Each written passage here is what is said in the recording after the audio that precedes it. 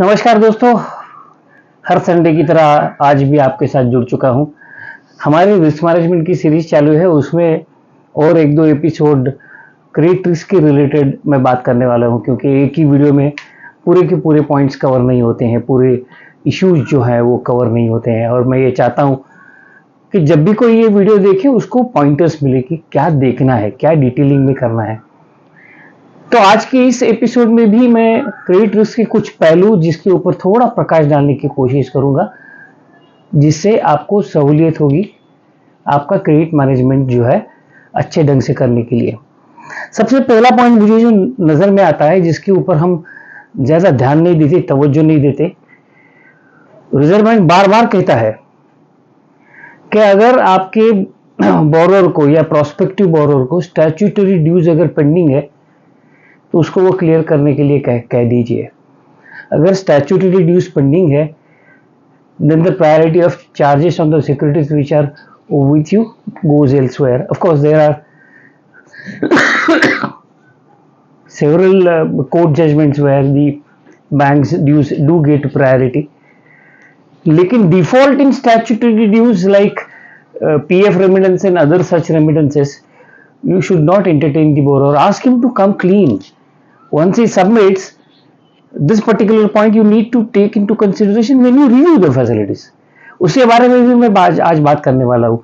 लेकिन statutory dues के अगर डिफॉल्ट में तुम्हारा बोरोर है, don't entertain aggressively, ask him to come clean on that. और सबसे इंपॉर्टेंट चीज पिछली वीडियो में भी मैंने की थी, वो है प्री सैंक्शन विजिट। हर एक बोरोर, वो 50,000 का हो या 50 करोड़ का हो, well documented pre-sanction visit is a must, because that is the principal document which saves you if the borrower turns out to be fraudulent, because that's what the investigating authorities ask you कि भाई आपने जब इनको पैसे दिया था तो आपने क्या देखा था। And it's not only visit करके आगे हो गया, no no no, you need to maintain the record. The only thing that you need to do is that तुम्हारे साथ डायरेक्टर्स भी आते हैं तो उनका नाम तुम्हारे रिपोर्ट में मत लिखना, because directors are not expected to visit the borrowers. लेकिन छोटी बैंकों में ऐसे होता नहीं है, डायरेक्टर जाते हैं। So what you can do is that you can ensure that their name is not brought on record. I am not telling you a right thing, that they should not go is the first thing.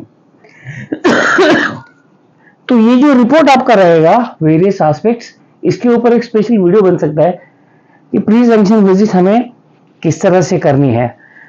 और एक चीज जो credit के बारे में आती है, जिसके बारे में सैटिस्फैक्टरी आंसर्स नहीं मिलते हैं, वो है गारंटर्स। जहां तक छोटे लोन है, जहां तक स्टैंडर्ड प्रोडक्ट्स है, जहां तक हाउसिंग लोन है, लिमिटेड लोन लाइबिलिटी और रिस्ट्रिक्टेड लोन लाइबिलिटीज है, वहां पे गारंटर्स चुनना इतना कठिन नहीं होता है। लेकिन आप अगर किसी को 2 करोड़ रुपए का लिमिट दे रहे हो, फैसिलिटी दे रहे हो, और उससे गारंटर मांग रहे हो जिसकी नेटवर्थ 5 लाख रुपए भी नहीं है, तो कहने का मतलब ये है कि जितना लिमिट बढ़ा उतने गारंटर की value zero. It's only because of you have provisions in your bylaws that you need to obtain a guarantor. Some banks have done away with it, they have made it optional in their bylaws कि they can sanction secured unsecured loan with और without guarantor. Now have that flexibility in your bylaws. If you have that flexibility in your bylaws, you can do away with the guarantors. Reserve Bank of India does not insist on that, because as it is, the urban cooperative banks are being blamed with the intention that you do a collateralized lending, and therefore this guarantors के बारे में क्या accept करना क्या नहीं करना, इसके बारे में आपकी पॉलिसी ठीक तरह से होनी चाहिए। वो भी कमांड एरिया कंसेप्ट इसमें लग जाता है। तुम यहाँ पे बैठे हो बम्बई में और तुम्हारा गारंटर दिल्ली का है, नहीं चलेगा, will be questioned, will always be question. So personal guarantees do carry a weight in times of at the time of recovery. It has no such value as such, because guarantors का जो net worth होता है वो limited ही होता है और आप exposure देते जाते हो। कई बार ऐसा होता है कि गारंटर बोल देता है मुझे गारंटी नहीं देना है, that's the point at which the limits are frozen. Anything that you grant after guarantor has given you notice is not covered by his guarantee. So keep track of the guarantee and the challenges done by the guarantors in respect of term loans as well as working capital limits. और एक चीज जो debatable है या जिसके बारे में policy formulation आपको करना चाहिए वो है margin. Term loan, housing loan, vehicle loan, with or without margin, nobody is going to ask you. Why margin is important? You have to understand that. Margin is important to ensure that the borrower stake is also there. नहीं तो होता क्या है, ये धंधा बन जाता है बैंकर का, उसका स्टेक ही नहीं है बोरोर का, and then you have accidents. In respect of working capital limit, a margin between 20% to 40% is acceptable. Now, why this is acceptable? This is traditionally, that's the story. वो टंडन चोरे committee से ये चलता आ रहा margin का percentage है। Without margin देना highly risky for a smaller banks, not to be entertain. कम से कम 10% का मार्जिन तो होना ही चाहिए। अब ये मार्जिन का एक लॉजिक मैंने आपको बता दिया, लेकिन कंपटीशन में क्या होता है कि there are bigger banks which grant loans without insisting any margin, but then they have wherewithal to recover the dues. For a smaller bank like ours, whether we have that capability to do lending without margin, the answer is no. You have to have a uniform policy for all types of credit products that you are having, and therefore it is extremely important that margin is properly controlled, maintained and monitored. Working capital limit में margin कैसे maintain होता है? Stock statement के आधार पे। और working capital limit अगर आप देते हो तो रिजर्व बैंक ये कहती है कि it is something that drives your balance sheet without your control. अब जितने भी वर्किंग कैपिटल लिमिट वाले जितने भी बोरोर्स है वो आप देखो, वो उनकी नजरिए से, उनकी जरूरत के हिसाब से ड्राइंग करते हैं। तुम्हारा एडवांसेस पे कंट्रोल ही नहीं होता, वो डिसाइड करते हैं और उनका साइक्लिकल मूवमेंट चालू रहता है। कभी अकाउंट थोड़ा ओवर चलता है, कभी अंडर यूटिलाइज होता है। लेकिन आपको एनुअल रिव्यू जब आप करते हो तब ये ट्रांजैक्शनल एनालिसिस आपको करना बहुत जरूरी है कि जो सैंक्शन किया हुआ लिमिट है, जिसको हम कहते हैं कि credit appraisal of the working capital limit is unsatisfactory, is what the comment from Reserve bank of India comes. कहने का मतलब है आपने लिमिट दे दी 1 करोड़ की, उसका यूटिलाइजेशन हो रहा है 40 लाख तक। क्यों दिया आपने 1 करोड़ तक? Because those 50-60 lakhs are permanently blocked for you, you have to keep that money ready. You can not say borrower has issued a check and you will not be able to honor it. You cannot do that provided there is adequate drawing power. कहने का मतलब ये है कि जब आप annual review करते हो उसमें भी बहुत सारे रिस्क फैक्टर्स है। नॉर्मली ये बोरोवर लोग क्या करते हैं, उनके ऑडिटेड फाइनेंशियल स्टेटमेंट आराम से देते हैं। कई बैंक इसमें ऐसा करती है कि इनके वर्किंग कैपिटल का जो रिव्यू का स्टेटस है ना, उसका एक क्वार्टरली डेट अकाउंट पूरे स्प्रेड कर देती है साल भर।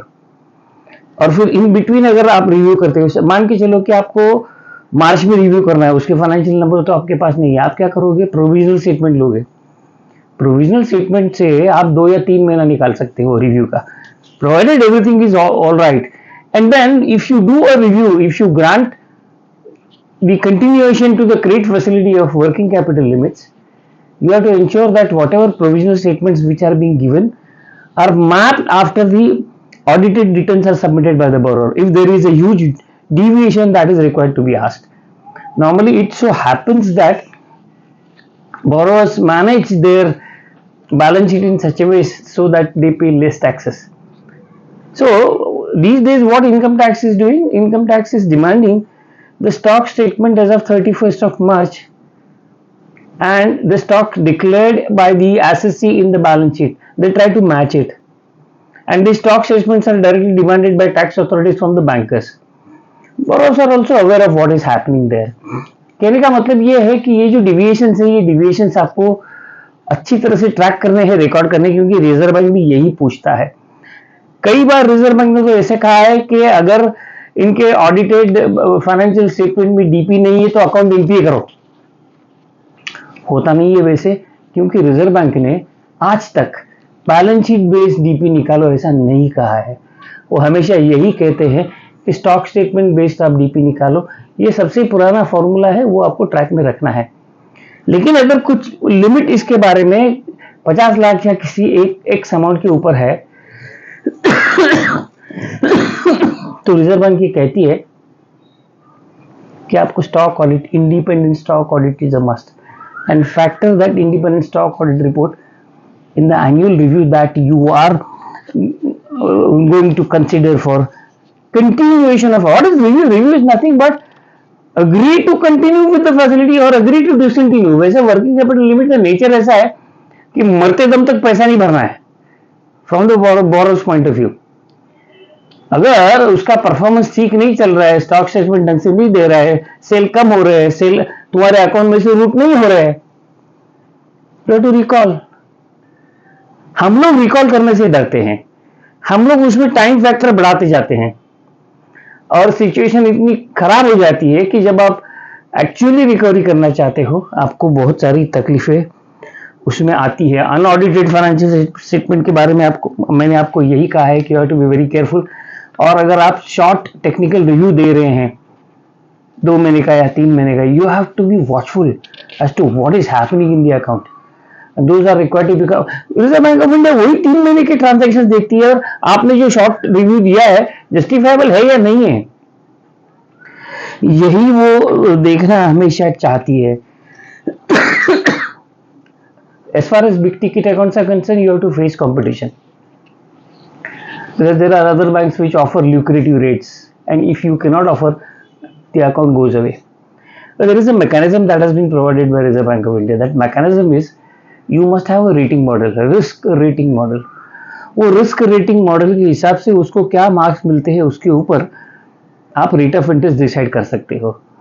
लेकिन हम लोग उल्टा करते हैं, दूसरा बैंक क्या रेट दे रहा है तो कौन से रेट पे हमारे पास रहेगा उसके हिसाब से हम रेटिंग में जगलरी करते हैं। छोटी बैंक है करते हैं, लेकिन you must have a robust और methodical credit rating system that will ensure that you justify the rate of interest, because that's the deviation granted by Reserve Bank of India to ensure that your credit business remains intact। हम लोग जब account renew करते हैं या फिर नया account लेते हैं, there is one thing which we need to do, we need to verify the charges with CERSAI, with CRILC, get the report, get the status and ensure that you keep that on your record, because that's how you have to ensure that your borrower is doing well in terms of your instructions as well. Post sanction के बारे में कई बार ऐसा होता है कि आप sanction करते हो and then you grant time for compliance of certain sanction terms to the borrower.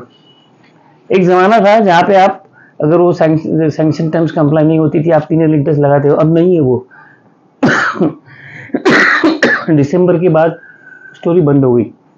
You have to decide penal charges, जिसके बारे में ऑलरेडी मैं एक वीडियो कर चुका हूँ और ये जो वीडियो है ये आप देख सकते हैं किस तरह से करना चाहिए। penal interest has been replaced by penal charges, so these were the few things which you must pay proper attention to ensure that your credit risk is controlled and managed properly। अगर आपको मेरे विचार अच्छे लगते हैं तो like कीजिएगा, subscribe कीजिएगा, शेयर कीजिएगा, दोस्तों को बताइएगा, कोऑपरेटिव बैंकिंग फ्रेटर्निटी में शेयर कीजिएगा, सवाल पूछिएगा, you can ask me questions. क्योंकि मैं जो बोल रहा हूँ ना एक एक टाइम बम है, ये जो पॉइंट्स मैंने आपको बताया ना एक एक टाइम बम है।